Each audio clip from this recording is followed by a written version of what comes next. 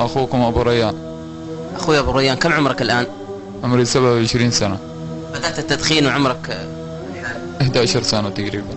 الحالة الاجتماعية أخوي أبو ريان؟ متزوج، عندي ولد وبنت الحمد لله. كيف بدأت معاناتك مع تدخين أبو ريان؟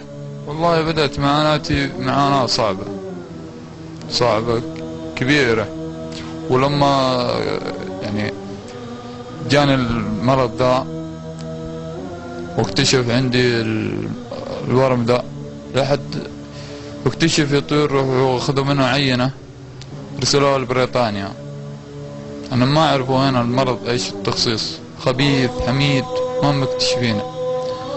ولما رجعت من بريطانيا اكتشفوا ان المرض ذا خبيث وخطير بانتشار في الجسم، فأقر لي عملية بأسرع وقت وأجري لي العملية الحمد لله، وتم بنجاح استئصال الورم كامل. ولحد الآن استخدم العلاج كيماوي، استخدمت علاج الإشعاع 28 يوم، ولحد الآن أخذ جلسات كيماوي. يعني جلسات الكيماوي دي من بعد 21 يوم، وأنا كل يوم وأنا في المستشفى. نعم أعاني من جلسات الكيماوي هو صعب. وكيف الواحد يبغى يستنى لما يجيه زي ولا زي غيري اللي يصيبه بالمرض ده؟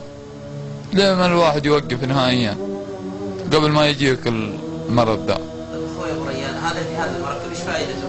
فائدته الجهاز ده للتنفس والبلغم، لأنه تضع إصبعك على نفس نعم عشان الصوت.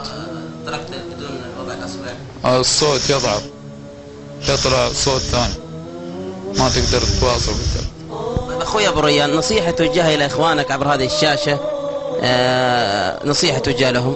والله النصيحة اللي وجهها لهم إن الواحد يكف عن التدخين نهائيا. تدخين، شيشة، شمة، هذه كلها تصيب بالسرطان. لأن كثير أنا اللي حصلتهم وتنومت بجنبهم كثير عانوا من الشيشة، واللي عانوا من الشمة، واللي عانوا من الدخان. يعني كل الثلاثة الأنواع دي تصيب بالسرطان. يعني أنصح أي واحد يوقف عن التدخين. أنا أصبت بالمرض ذا، ولا كنت متوقع أنه بيجيني المرض ذا. لو كنت متوقع ما دخنت نهائيا ولا شليت السيجارة بيدي، بس ماني متوقع أنه بيجيني ذا بالسن الصغر ذا. الحمد لله.